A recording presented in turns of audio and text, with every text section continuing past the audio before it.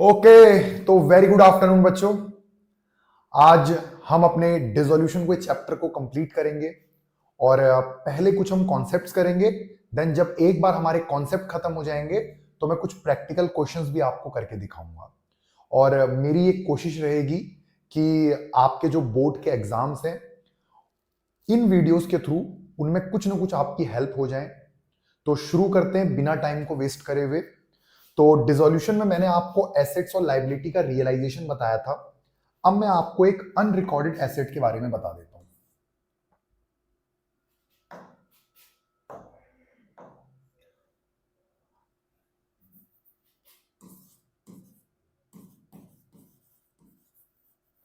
Unrecorded assets and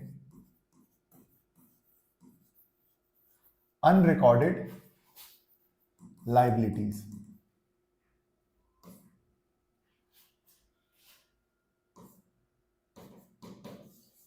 ठीक है, तो अगर हम अनरिकॉर्डेड एसेट और अनरिकॉर्डेड लाइबिलिटी की बात करें बेटा, तो अनरिकॉर्डेड एसेट और अनरिकॉर्डेड लाइबिलिटीज क्या होती हैं। मान लो आप आज अपने फर्म का डिसोल्यूशन कर रहे हैं और डिसोल्यूशन करते वक्त आपको अचानक से एक कंप्यूटर दिखा।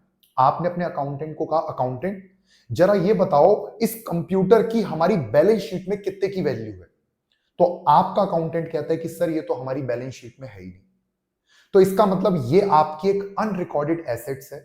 मतलब पास्ट में आपने इसको एकदम कबाड़ समझ लिया था और अपने बुक से हटा दिया था, लेकिन आज जब आपकी फर्म डिसॉल्व हो रही है तो आज ये कंप्यूटर आप बेचोगे या इस कंप्यूटर को कोई पार्टनर ले जा सकता है।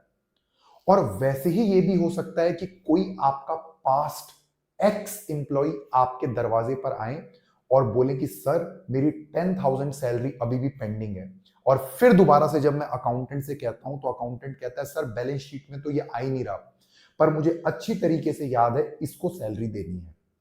तो डिसोल्यूशन के टाइम पे अगर कोई भी अनरिकॉर्डेड एसेट्स और अनरिकॉर्डेड लाइबिलिटी आ जाती है तो आप उनका क्या ट्रीटमेंट करते हैं। सिंपल, आप इनको सेल करेंगे या कोई पार्टनर कहेगा इस एसेट को मैं ले जाता हूं, या फर्म कहेगी पार्टनर वाई इस लाइबिलिटी की पेमेंट तू कर दे। तो जैसे एसेट्स और लाइबिलिटी को बेचने और पे करने की एंट्री होती थी वही एंट्री इनके साथ होती है। सिंपल, अनरिकॉर्डेड एसेट्स को जब आप सेल करोगे तो entry will be bank account debit to realisation account. बहुत simple, bank account debit to realisation account अगर किसी अनरिकॉर्डेड एसेट्स को बेचोगे। और अगर किसी अनरिकॉर्डेड लाइबिलिटी को पे करोगे तो entry will be realisation account debit to bank account. ठीक है, और कभी कभी क्या होता है, और नरेशन लिख देना बेटा, नरेशन के बारे में बिल्कुल भी मत भूलना। और कभी कभी क्या होता है, कोई पार्टनर कहता है कि इस एसेट को मैं ले जाता हूं। अगर आपका पार्टनर वो एसेट ले जा रहा है तो आप वहां पे उस पार्टनर का कैपिटल अकाउंट डेबिट कर देंगे। अगर उस लाइबिलिटी को कोई पार्टनर पे कर रहा है तो उस पार्टनर का आप कैपिटल अकाउंट क्या कर देंगे, क्रेडिट कर देंगे। तो यही सिंपल एंट्री है अनरिकॉर्डेड एसेट और अनरिकॉर्डेड लाइबिलिटी की। उसके बाद अगर सपोज करो अनरिकॉर्डेड लाइबिलिटी अनरिकॉर्डेड एसेट से सेटल हो रही है तो याद रखना नो जर्नल एंट्री, कोई भी जर्नल एंट्री आपको पास नहीं करनी बेटा। अगर कोई भी अनरिकॉर्डेड एसेट अनरिकॉर्डेड लाइबिलिटी से क्या हो जाए, सेटल हो जाए। तो आइए अब मैं आपको कुछ स्पेशल पॉइंट से इंट्रोड्यूस करवाता हूं। वो स्पेशल पॉइंट कौन कौन से हैं बेटा, ध्यान से मेरी बात सुनना। एक नया पेज ले लेते हैं हम। चलिए, आपका सबसे पहला स्पेशल पॉइंट है बेटा, बैलेंस शीट में आपको पता है बैलेंस शीट में बेटा एक आपके एसेट साइड पे एक चीज होती है डेटर। क्या होती है, debtor.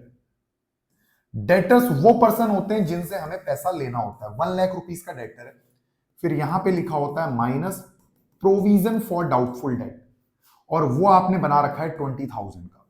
Provision for doubtful debt का मतलब है कि आपको लग रहा था कि फ्यूचर में आपका डेटर आपकी पेमेंट नहीं करेगा, एक डाउटफुल सिचुएशन थी, तो आपने 20,000 का प्रोविजन बना दिया। तो at the time of dissolution of firm आप क्या एंट्री करोगे, सबसे पहले आप एक रियलाइजेशन अकाउंट बनाओगे। क्या बनाओगे? Realisation account. रियलाइजेशन अकाउंट बना के सबसे पहला काम क्या होता है? डेटर एक एसेट है, इसलिए ये रियलाइजेशन के डेबिट पे ट्रांसफर होगा, ये बात आपको पता है। 1 लाख आ गया। फिर आपको पता है प्रोविजन फॉर डाउटफुल डेट का जो नेचर होता है वो लाइबिलिटी का होता है, वो क्रेडिट साइड पे आएगा और वो हो गया आपका 20,000। उसके बाद आपको एडिशनल इन्फो में लिखा होगा कि डेटर आपके रियलाइज्ड हो गए 70,000 में, मतलब 1 लाख के आपके डेटर थे लेकिन उनसे जो रियलाइज्ड हुआ वो सिर्फ 70,000 हुआ। तो किसी भी एसेट से अगर पैसा मिलेगा, entry will be bank account debit to realisation. इसलिए रियलाइजेशन के क्रेडिट में ऐसे लिखते हैं बाय बैंक अकाउंट और यहां पे लिखेंगे डेटर और आपका अमाउंट आ जाएगा 70,000। बस सर इस प्रोविजन का कुछ नहीं करते? नहीं बेटा, आपके डिसोल्यूशन का प्रोविजन सबसे आसान है। 1 लाख में से 90 गए तो 10,000 का आपको क्या हो गया? लॉस। और ये लॉस किसके बीच में बढ़ता है? All partners in their profit sharing ratio. तो सिंपल, प्रोविजन को रियलाइजेशन के क्रेडिट में ट्रांसफर करने के बाद उसका कुछ भी नहीं किया जाता, वो ऑटोमेटिकली अपना इफेक्ट दिखा देता है। देखो 1 लाख का डेटर था, 70 मिले, नुकसान कितने का हुआ? 30 का, लेकिन 20 किसने कवर कर लिया? प्रोविजन ने। तो अल्टीमेटली लॉस विल बी 10,000। तो ये था आपका पॉइंट नंबर 1, जो कि एक इंपॉर्टेंट पॉइंट था। Now second important point is, अगर बेटा आपको बैलेंस शीट में एसेट साइड पे गिवन है इन्वेस्टमेंट। क्या गिवन है? इन्वेस्टमेंट। थोड़ा सा मुझे अंधेरा लग रहा है, उजाला कर देते हैं। तो बैलेंस शीट में आपको गिवन है इन्वेस्टमेंट अगेन 50,000 की, ये लो उसको 80 बना देते हैं, 80,000। यहां पे है इन्वेस्टमेंट फ्लक्चुएशन रिजर्व या इन्वेस्टमेंट फ्लक्चुएशन फंड और वो है 20,000 का। सिंपल फंडा, अगर आपको इन्वेस्टमेंट और आईएफआर दोनों गिवन है, गलती से भी आईएफआर को पार्टनर्स में डिस्ट्रीब्यूट मत करना। सिंपल रियलाइजेशन अकाउंट आप बनाओगे। रियलाइजेशन अकाउंट जब आपने एक बार बना दिया तो डेबिट पे आएगा टू इन्वेस्टमेंट। क्या आएगा? इन्वेस्टमेंट। कितने का बेटा? 80,000 का। क्रेडिट पे क्या आएगा? Bye IFR. आईएफआर कितने का आएगा? 20,000 का। ठीक है, तो इन्वेस्टमेंट 80,000 का, आईएफआर 20,000 का, ये आप करोगे। फिर इन्वेस्टमेंट आपका जितने में भी बिकेगा, सपोज करो इन्वेस्टमेंट आपका 50 में बिक गया, तो कोई भी एसेट बिकेगी, entry will be bank account debit to realisation. तो आप यहां पे क्या लिखोगे? बाय बैंक, फिर यहां पे लिखोगे इन्वेस्टमेंट, और इन्वेस्टमेंट कितने की बिकी आपकी? 50,000 की। तो अगेन बेटा आपको लॉस हो गया, और वो लॉस कितने का है? 10,000 का। तो आईएफआर आपका रियलाइजेशन के क्रेडिट में आएगा अगर आपका इन्वेस्टमेंट इधर गिवन है। और अब मैं इस क्वेश्चन को थोड़ा सा बदल देता हूं। सपोज करो बेटा आपके यहां पे इन्वेस्टमेंट नहीं है, ठीक है, यहां पे इन्वेस्टमेंट है ही नहीं, ठीक है, इन्वेस्टमेंट नहीं है। अगर इन्वेस्टमेंट नहीं है तो इस आईएफआर को नॉर्मल डिस्ट्रीब्यूट कर देंगे। क्या कर देंगे? डिस्ट्रीब्यूट, जैसे कि और रिजर्व होते हैं। डिस्ट्रीब्यूट कैसे होता है? Investment fluctuation reserve account debit to all partners. कौन से पार्टनर? All partners. कौन सी रेशो में बेटा? प्रॉफिट शेयरिंग रेशो में। यहां कोई ओल्ड कोई न्यू प्रॉफिट शेयरिंग रेशो नहीं होती। ठीक है, तो उम्मीद करता हूं आपको ये चीज अच्छे से समझ में आ गई होगी। ठीक है, तो ये हमारा कॉन्सेप्ट नंबर 2 था। तीसरी इंपॉर्टेंट चीज याद रखना बेटा, सिंपल है, अगर आपको बैलेंस शीट में एसेट साइड पे गुडविल दे रखी है तो गुडविल का नॉर्मल ट्रीटमेंट करते हैं। आप रियलाइजेशन अकाउंट बनाओगे, सबसे पहले उसको अदर एसेट्स की तरह ही रियलाइजेशन के डेबिट पे ट्रांसफर करोगे, और फिर वो जितने का बिक जाएगा उसकी एक simple entry bank account debit to realisation account. तो इतना मैं आपसे उम्मीद करता हूं कि आपको चीजें समझ में आई होंगी। 2 चीजें मैं आपसे और डिस्कस करूंगा, एक लोन के बारे में और एक आपके रियलाइजेशन एक्सपेंसेस के बारे में। और इन दोनों चीजों को डिस्कस करने के बाद फिर हम अपने प्रैक्टिकल क्वेश्चंस करेंगे। तो चलिए शुरू करते हैं अपना अगला पॉइंट, और अगला पॉइंट है आपका रियलाइजेशन एक्सपेंसेस। रियलाइजेशन एक्सपेंसेस का सिंपल है, तीन तो कॉमन पॉइंट है, याद रखना। आपको लिखा हुआ है रियलाइजेशन एक्सपेंसेस पेड, तो ऑलवेज आप ये मानोगे कि realization expense will be borne by a firm. हमेशा रियलाइजेशन एक्सपेंसेस को कौन बियर करता है बेटा? फर्म। तो फर्म के लिए एक नुकसान हो गया, रियलाइजेशन करने में कोई खर्चा आ गया, तो रियलाइजेशन अकाउंट डेबिट, और क्रेडिट क्या होगा? To bank account. Sir narration क्या लिखेंगे? Being realization expenses paid. कभी कभी क्या होता है, हम एक पार्टनर को कहते हैं पार्टनर अभी ना हमारे पास पैसा नहीं है, ऐसा कर तू रियलाइजेशन एक्सपेंसेस पे कर दे। If realisation expenses paid by a partner then entry will be, देखो खर्चा तो हुआ है फर्म का खर्चा, तो रियलाइजेशन अकाउंट तो डेबिट होगा, लेकिन अब की बार हमसे पैसा नहीं गया, हम उस पार्टनर का कैपिटल क्रेडिट कर देंगे बेटा जिसने वो पैसा पे किया है। तो एंट्री क्या होगी? Realization account debit to partners capital account. फिर हम आगे चलते हैं। कभी कभी क्या होता है, हम किसी पार्टनर को कहते हैं पार्टनर रियलाइजेशन का सारा काम आप देखोगे और इसके लिए हम आपको रेमुनरेशन या सैलरी पे करेंगे। तो अगर कोई फर्म डिसोल्यूशन के वक्त अपने ही पार्टनर को कोई सैलरी या रेमुनरेशन देती है, उसकी भी एंट्री क्या होती है? Realisation account debit to partners capital account. तो realisation account debit to partners capital account, ये किस चीज की एंट्री है बेटा? रेमुनरेशन की, किसी पार्टनर को रेमुनरेशन पे किया है। इसके अलावा आपको कंफ्यूज क्या करेगा सुनना।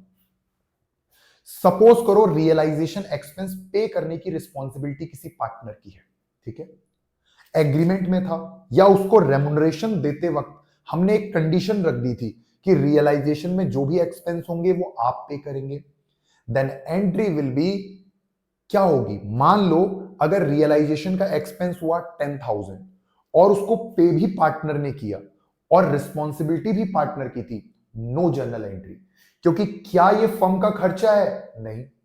क्या ये फर्म ने पे किया है? नहीं। तो फर्म एंट्री क्यों करेगा? और उसके बाद एक और इंपॉर्टेंट पॉइंट, सपोज करो किसी पार्टनर को रेमुनरेशन देते वक्त हमने उससे ये कहा कि रियलाइजेशन के वक्त जो भी एक्सपेंसेस आएंगे वो आप पे करोगे, लेकिन रियलाइजेशन के जो भी एक्सपेंसेस आए वो पे करे फर्म ने, मतलब एक्सपेंसेस पेड बाय फर्म, जो को बियर कौन कर रहा है? आपका पार्टनर। तो याद रखना ये एक इंपॉर्टेंट है, इसकी एंट्री होगी partners capital account debit to bank. ये क्या किया देखो, सबसे पहले expenses paid by a firm on the behalf of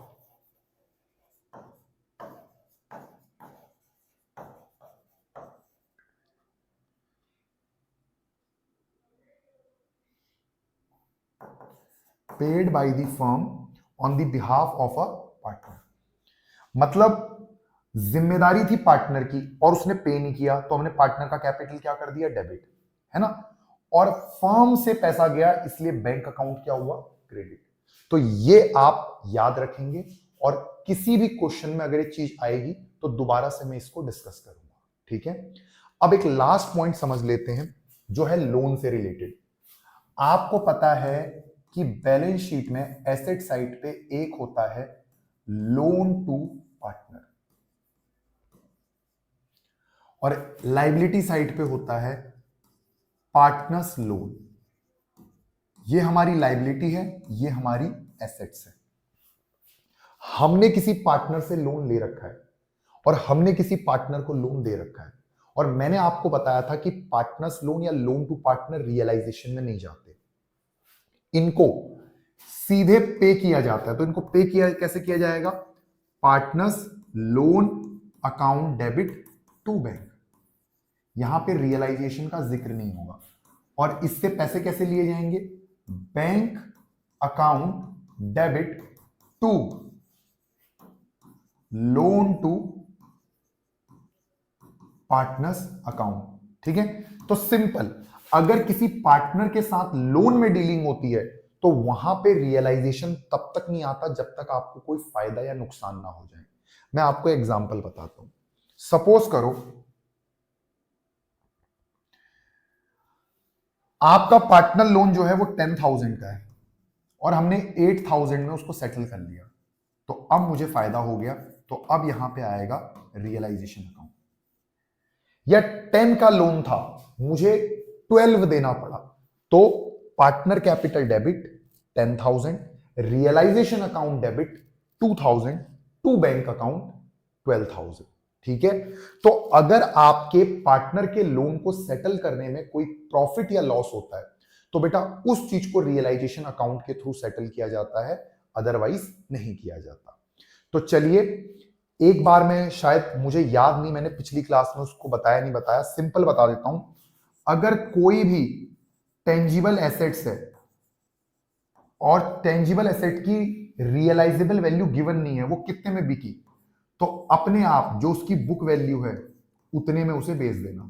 ठीक है, उसकी तरह अगर कोई इनटेंजिबल एसेट आ गई, क्या आ गई, इनटेंजिबल एसेट्स, तो इनटेंजिबल एसेट्स की रियलाइजेबल वैल्यू आपको नहीं पता तो ऑलवेज वो क्या होगी, जीरो। और अगर कोई लाइबिलिटी है और वो लाइबिलिटी कितने में बिकी आपको नहीं पता तो ऑलवेज क्या मानोगे, जो उसकी बुक वैल्यू है उसमें उसको बेचना ही बेचना आपको पड़ेगा। तो ये आज का एक नोट है जिसे आप नोट कर सकते हो। ठीक है, तो इतना उम्मीद करता हूं आपको समझ आ गया होगा। अब बेटा हम अपने प्रैक्टिकल क्वेश्चंस पे चलते हैं और आज हम जर्नल एंट्री करेंगे और कल ही मैं आपको फुल फ्लैश कुछ क्वेश्चंस कराऊंगा और आपका ये चैप्टर हो जाएगा फिनिश। तो चलिए बेटा,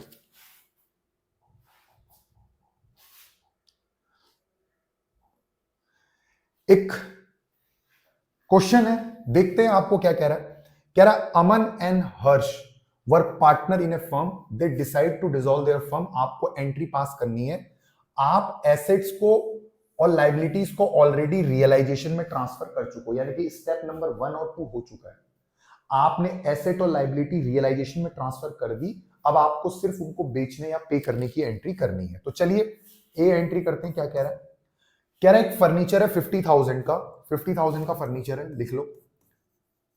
अमन जो कि एक पार्टनर है 50% फर्नीचर को 10% डिस्काउंट पे ले गया, यानी कि आपका 50% क्या होता है 25,000, इसको 10% डिस्काउंट पे ले गया, तो 10% इज 2500 और यहां से माइनस करा 22,500, तो 22,500 में एसेट को ले गया। और अगर कोई पार्टनर एसेट ले जाता है तो एंट्री क्या होती है, Aman's capital account debit to realisation account. जितने में ले गया, कितने में 22,500, 22,500, तो ये हो गया।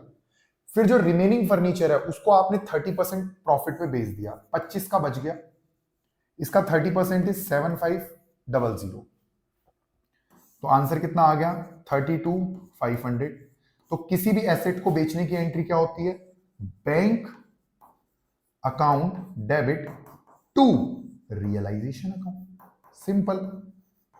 और अमाउंट कितना आएगा 32,500, 32,500, तो ये भी आपका हो गया। Second point, profit and loss account was showing a credit balance of 15,000 on the date of dissolution. देखो बेटा, अगर आपका लाइबिलिटी साइड पे पीएनएल दिया है तो उसे प्रॉफिट एंड लॉस का क्रेडिट बैलेंस कहते हैं, ये आपका एक रिजर्व की तरह होता है। तो क्या कोई ये ऐसी लाइबिलिटी है, प्योर लाइबिलिटी है जिसको पे करना है, नहीं।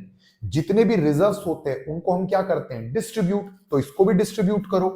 डिस्ट्रीब्यूट कैसे करोगे, profit and loss account debit to कौन कौन से पार्टनर है, एक लिखूंगा मैं अमन्स कैपिटल और दूसरे पार्टनर का नाम है हर्ष कैपिटल, तो दोनों पार्टनर में आपने इसको बांट लिया। अमाउंट कितना था बेटा यहां पे 15,000, इनकी रेशो क्या है, आपको अगर क्वेश्चन में कोई रेशो नहीं दे रखी तो इक्वल होगी 7,500, 7,500। इसका आप स्क्रीनशॉट ले सकते हैं क्योंकि मैं अब इसको रब करने जा रहा हूं, ठीक है।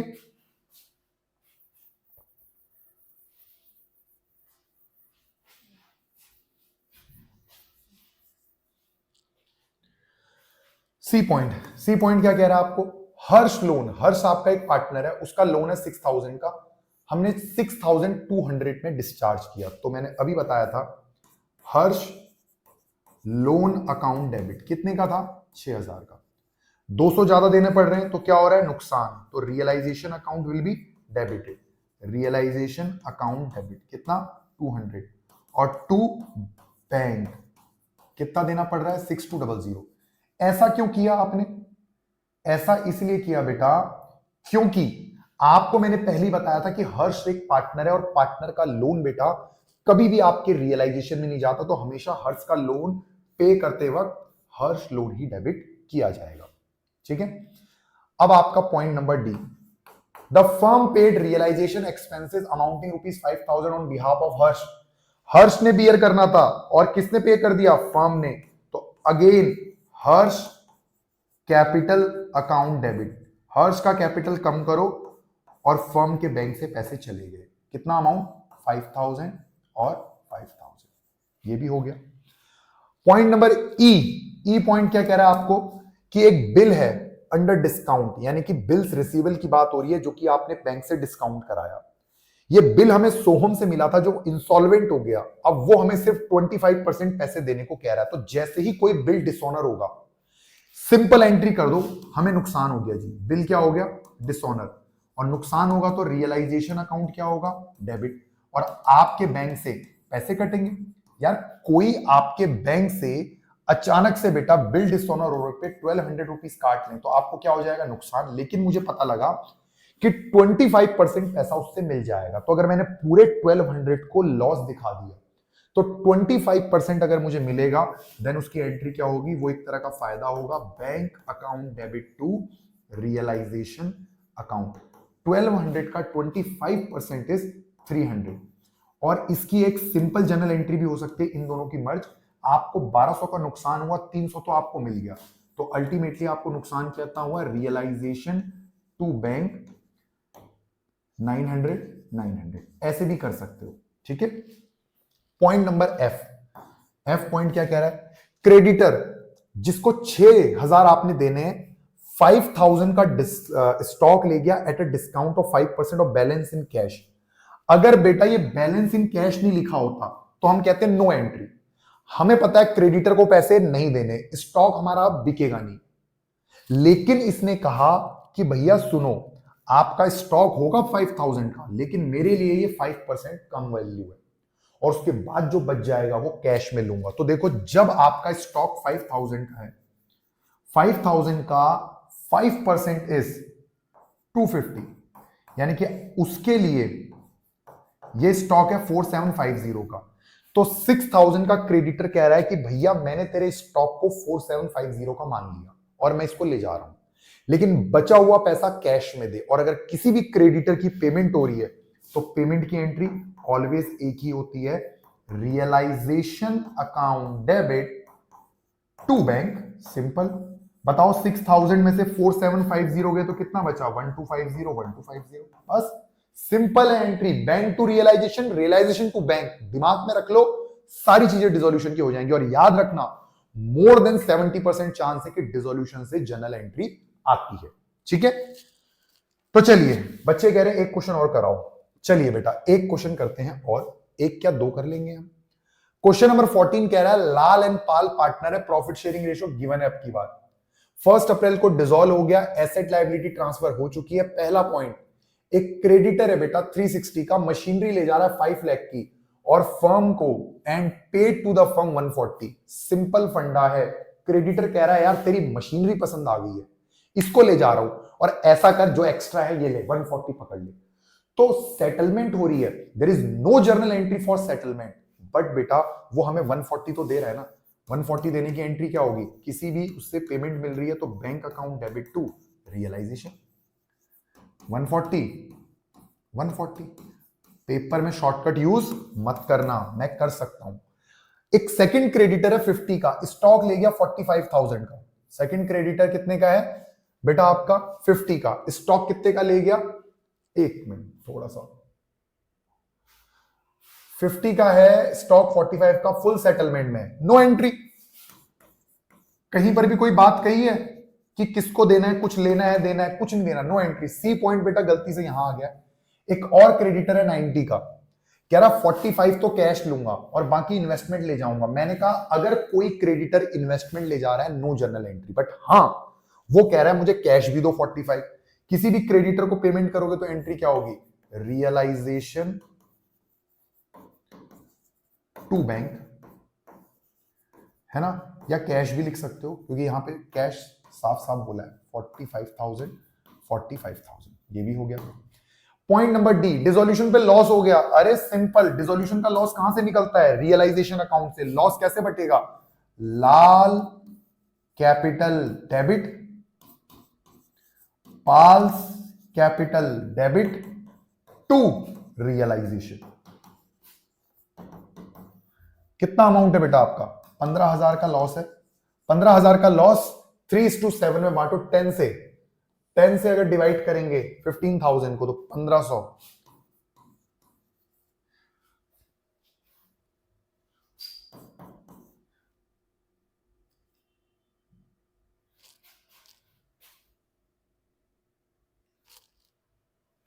यहां आएगा 10,500, ठीक है। तो ये आपकी एंट्री होगी, being loss transfer to partners capital account. तो बच्चे कह रहे हैं सर ये क्वेश्चन भी हो गया, अच्छा लगा हमें, एक क्वेश्चन और कराओ। तो चलिए बेटा एक क्वेश्चन और करते हैं ताकि और क्लैरिटी आ जाए। ये थोड़ा बड़ा क्वेश्चन है, देखते हैं।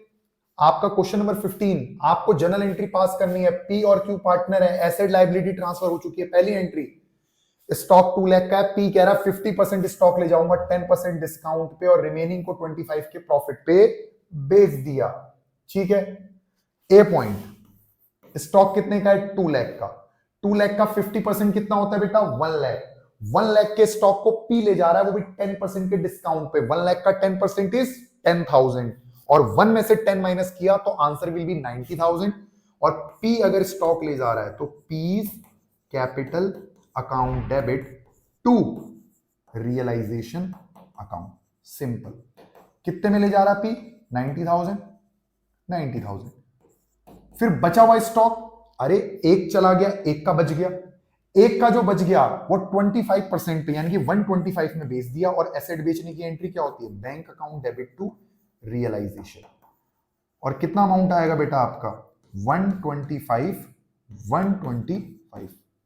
पॉइंट नंबर बी, डेटर है 225 के, प्रोविजन का कुछ नहीं करना। 20,000 के book debts, the word book debts मतलब डेटर, इसका मतलब क्या होता है, डेटर। बुक डेट का मतलब है डेटर। बेटा आपके 20,000 के बुक डेट बेड हो गए, तो यानी कि 225 में से 20 के बेड हो गए, तो बताओ बेटा आपको कितना मिला, 2,05,000। तो डेटर से, एसेट से पैसा मिलेगा तो बैंक टू रियलाइजेशन अकाउंट, और अमाउंट कितना आएगा, 2,05,000 और 2,05,000, ये भी हो गया। पॉइंट नंबर सी, मशीनरी जिसकी बुक वैल्यू 6,000 थी, क्रेडिटर को दे दी एट ए डिस्काउंट ऑफ 10%। भाई नो एंट्री, क्रेडिटर कितने का था मुझे नहीं पता, वो हमसे पैसे लेगा नहीं, मशीनरी हमारी बिकेगी नहीं, तो no entry. Point number C के बाद पॉइंट नंबर डी देखते हैं क्या है। ओके अच्छा, पॉइंट नंबर बी और हम चले गए थे ई पे गलती से। अच्छा सी मैंने करा नहीं बेटा, ये जो मैंने आंसर आपको बता दिया ये है मेरे डी का आंसर, है ना, डी का आंसर। अब मैं जरा आपको सी करा देता हूं। आपका कह रहा है लैंड एंड बिल्डिंग 1250 का है, 15 लाख में बेच दिया एक ब्रोकर के थ्रू जिसने 2% कमीशन ले लिया। ये बताओ बेटा 15 लाख की बिल्डिंग बिकी, 15 लाख का 2% इज 30,000। तो 15 की अगर बिल्डिंग बिकी उसमें से 30 तो आपका ब्रोकर ही ले लेगा, तो बचा कितना, 14,70,000। तो आपकी बिल्डिंग बेच के जो पैसा आया है वो कितना है, bank account debit to realisation account, और इसका अमाउंट होगा 14,70,000। ठीक है, ये सी करा है। ई पॉइंट क्या कह रहा है, ई इन्वेस्टमेंट है 60 की, रियलाइज्ड एट 125%। 60 का 125% कितना होता है बेटा, आपका 60 का 125% होगा 75,000। तो आपकी इन्वेस्टमेंट 75,000 में बिक गई। और कोई भी इन्वेस्टमेंट अगर 75,000 में बिकेगी तो एंट्री क्या होगी, bank account debit to realisation account 75,000 75,000, तो ये भी हो गया। ई के बाद एफ, गुडविल 75 है, प्रीपेड एक्सपेंस 10,000 है और उसके बारे में कुछ भी नहीं कह रखा, नो एंट्री। मैंने आपको पहले ही बताया था कि अगर आपकी कोई भी बेटा गुडविल या कोई इंटेंजिबल एसेट है जो कितने में रियलाइज हुई आपको नहीं बताया तो always no entry, zero realize. Sir prepaid expense का, बेटा प्रीपेड एक्सपेंस सपोज करो आपने 1 जून को अपनी बाइक का जो कि फर्म की है इंश्योरेंस कराया, 1 जून 23 को कराया, इंश्योरेंस कब तक चलेगा, 1 जून 24 तक। आपने 31 मार्च को डिसॉल्व कर लिया वो, अब बताओ आपको इंश्योरेंस कंपनी पैसा वापस देगी? नहीं, वो तो कहेगी इंश्योरेंस 1 साल का सीधा हो गया जी, अब आपको उसका यूज नहीं करना तो मैं क्या करूं, आप उसको बेच रहे हो तो मैं क्या करूं। ठीक है, अब आगे चलते हैं। जी पॉइंट, एक ओल्ड फर्नीचर है फर्म को जो रिटर्न ऑफ था, मतलब बुक में था ही नहीं, हमने 10 में बेच दिया, ये आ गया अनरिकॉर्डेड वाला पॉइंट। अनरिकॉर्डेड एसेट को बेचने की भी सेम एंट्री होती है, bank account debit to realisation account. कितने में बिका आपका अनरिकॉर्डेड एसेट बेटा? 10,000 में। कितने में बिका? 10,000 में। तो चलिए अब इतना पोर्शन आप स्क्रीनशॉट ले सकते हैं। अब मैं इसको रब कर रहा हूं, थोड़ा सा बेटा इतना बड़ा बोर्ड होते हुए भी स्पेस की कमी पड़ती है, कोई नहीं। पॉइंट नंबर एच, जेड एक ओल्ड कस्टमर है जिससे 20,000 लेने थे, बेड हो गया था, 60% पे कर गया, यानी कि फिर से हमें कुछ फायदा हो गया, कुछ पैसा मिल गया। Bank account debit to realisation account, बेटा 20,000 का 60% इज 12,000, 12,000 12,000। उसके बाद आगे चलते हैं।